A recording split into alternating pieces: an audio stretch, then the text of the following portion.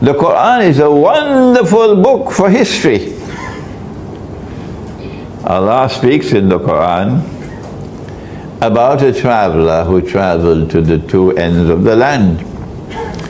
The Jews wanted to know whether this man in Arabia, a man named Muhammad alayhi salatu wasalam, who says he's a prophet, does he know about it?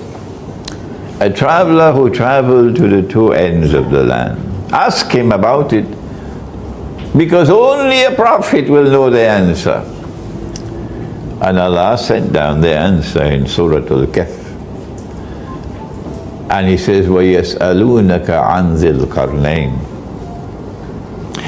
They question thee about Zulqarnain, someone who will impact on history twice. Qarni can mean horn, it can mean an age. But the Quran has never used the word qarn to mean a horn, never. So Zulqarnain is someone who will impact on history twice. He's also someone who has faith in Allah.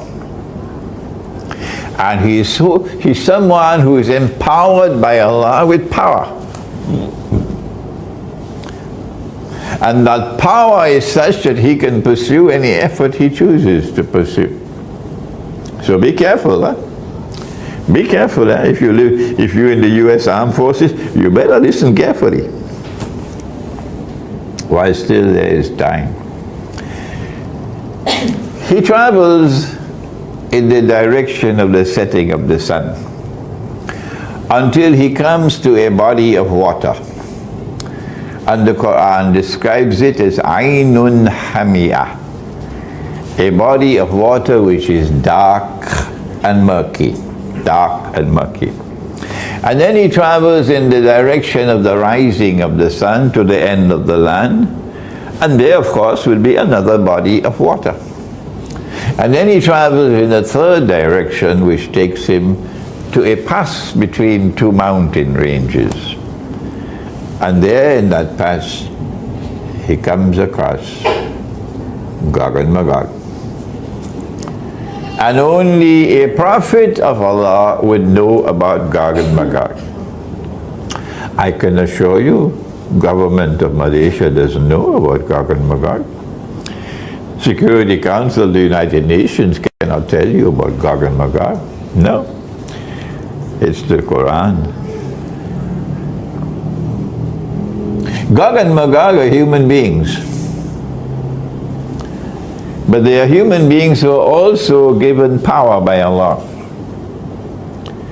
And they use that power for a specific purpose.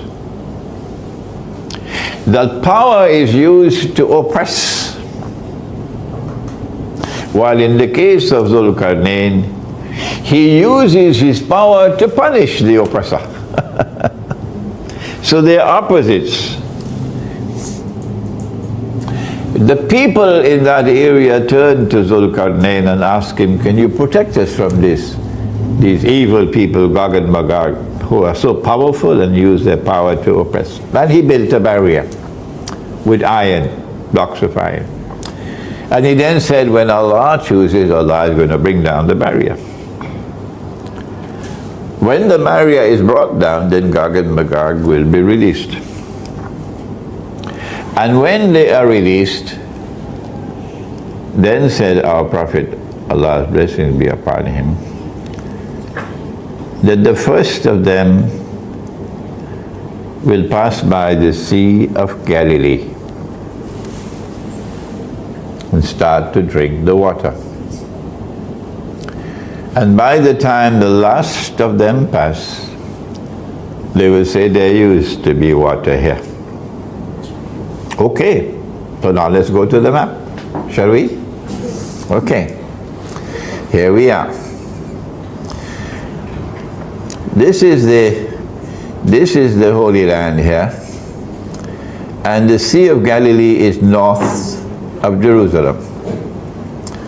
Jerusalem is somewhere here. Here we are, Jerusalem, and the Sea of Galilee will be somewhere here. Okay? Are you following me? Good.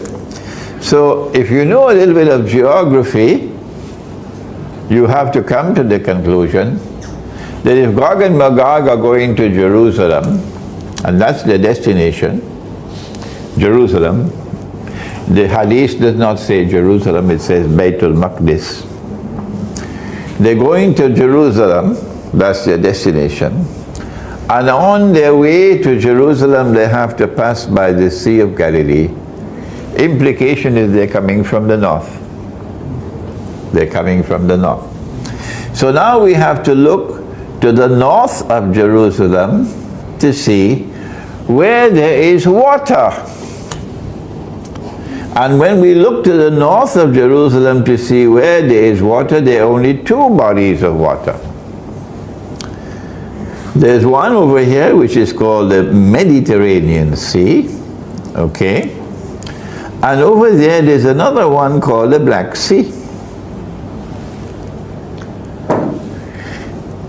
The Mediterranean Sea does not qualify as Aynun Hamiyah, a body of water which is dark and murky, because visibility is good. You can see deep down, a few meters. But the Black Sea is precisely that, the Black Sea.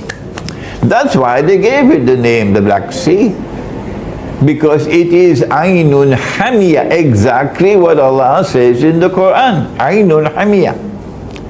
A body of water which is so dark and murky that visibility is probably only 1 meter. It is to this Black Sea that he traveled when he traveled to the setting of the sun. There is no third option. It's either the Mediterranean Sea or the Black Sea. There is no third one. We have eliminated the Mediterranean Sea, so we are absolutely confident in ourselves and our conclusion that Zulkarnain traveled in the direction of the Black Sea. So he has to be traveling here. If he traveled in the direction of the setting of the sun and he came to the Black Sea, then when he traveled in the opposite direction, he'd come to the Caspian Sea. That's right. And in between the Black Sea and the Caspian Sea, there is a range of mountains which last from this sea to that sea. What are they called? What are they called?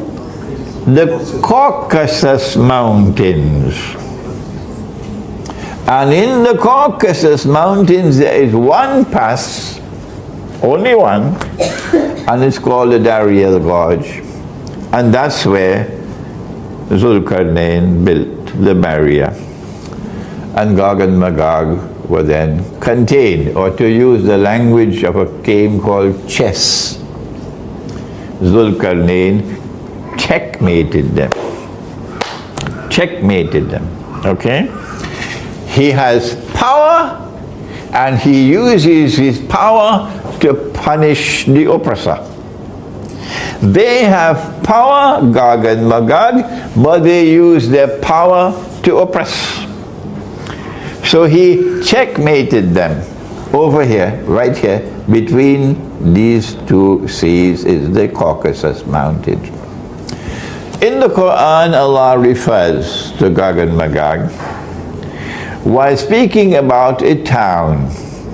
And he says the town was destroyed, the people of the town were expelled, and then a ban was placed on them that they could never return to this town to reclaim it as their own until, number one, Gog and Magog are released, and number two, they spread out in all directions, and with their irresistible power, they take control of the world in the world order of Gog and Magog. When that happens, then you'll see these people coming back to the town to reclaim it as their own. Which town is it? The answer is now very well known. It's Jerusalem. So when you see the Jews being brought back, we're talking now about the Israelite Jews, not the European Jews. When you see the Israelite Jews being brought back to the Holy Land from Yemen, from Iraq, from Syria, from Egypt, from Morocco, all over the world, where they were spread out. وَقَطَّعْنَاهُمْ فِي الْأَرْضِ أُمَمٍ. And you see them being brought back to the Holy Land to reclaim it as their own. And you see a state of Israel being restored in the Holy Land.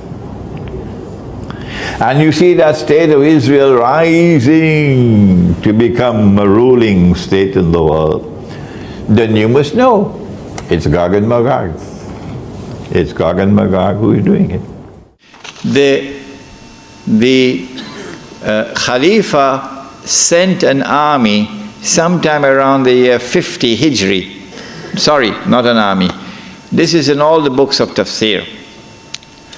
He sent an expedition to try and locate that barrier which was built by Zulkarnain. That expedition returned with the news that they located the barrier. And it was lying in ruins. So if you're waiting for Gog and Magog to come sometime in the future, brother, keep waiting. The barrier is lying in ruins.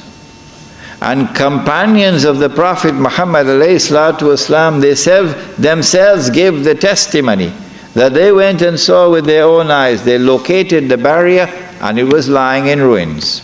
Where was it located? In a pass between the Caucasus Mountains.